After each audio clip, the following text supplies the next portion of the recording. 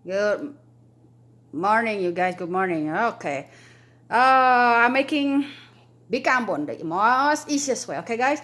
Uh, Shout out to this young lady, maybe Novita, on YouTube because of her recipe. Okay. I am modifying her recipe and make it easier. This because I'm the lazy person. I want everything most practical way. So if you can see, that's her recipe and mine. My recipe. My recipe is easier. I just use a blender and I mark them for every 1 cup mark. So you can see earlier I placed 12 egg yolk. It was reaching up to here only. And then after I cream them, they reach 1 cup. And then I just pour sugar without using measuring cup. Just pour ordinary sugar. Okay, all the way to the next mark. And after I cream them, it's kind of going down a little bit. It's fine. And I just add coconut milk to the next mark, all the way to the next mark. Shake 1 can of coconut milk. And then just pour it. No need to cook it like everybody else. And then I pour tuak all the way to the next mark, and I put tapioca starch all the way to the next mark. If you are wondering what is tuak, tuak is a homemade wine. This one actually has been in my possession for 3 years already. I just use um, wine. I just use pomegranate juice from the garden and 1 package of instant yeast.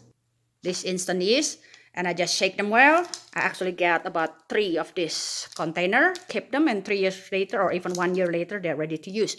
If you do not have tuak in your area, you can try to find rice wine or magoli. It's a Korean rice wine in your Korean store or Oriental store. Her recipe only asking for either one, either tuak or instant yeast. I use both. I use the tuak and I use 1 teaspoon of instant yeast. Okay, this guy, 1 teaspoon. And it works well, so I keep on doing that my way. So here again, I will tell you 12 eggs, okay, and then I pour sugar all the way to the next mark, and after I cream them, I pour santan to the next mark. And then right away, I pour tuak to the next mark, and right away, I put tapioca starch to the next mark. And I run them on the blender, and then this will need to sit for 8 hours, you guys, 8 hours. Can be a little bit more, but not less. Okay, the proofing time is 8 hours. I know it sounds a lot. It takes so long, but it's worth it. It's so delicious. I found out that baking them using this glass ramekin is the best. You cover them a little bit with oil, slightly coated them with oil like this, or using a spray, oil cooking spray, non-stick cooking spray. And then you pour the ingredient after 8 hours.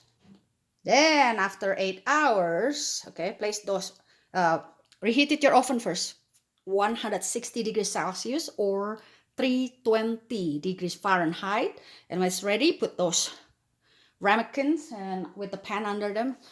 Make sure you do not pour too much inside that ramekin, about 2/3, because they're going to expand it a little bit and will be overflow all over the place if you put too much. Okay, leave a little space. Then place them in the oven for 45 minutes, 320 degrees Fahrenheit for 45 minutes with the door slightly ajar. If you notice, my door is slightly open. I place chopstick like this just to keep the air out, and your house will smell so good the whole day. After 45 minutes, keep watching them, guys, because sometimes they need less than 45 minutes. But after 45 minutes, close the oven back closed, about 10 to 20 minutes. Okay, you can change the fire into top fire, bottom fire, or if your oven can do both, would be great.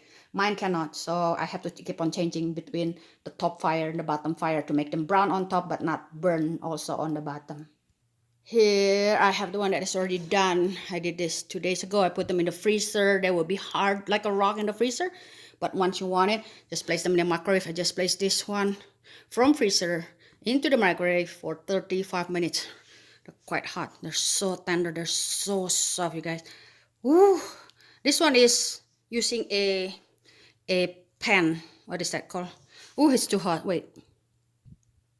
Look at that honeycomb, you guys. They're so delicious, so beautiful. I make this one green with pandan essence, but you don't have to, okay?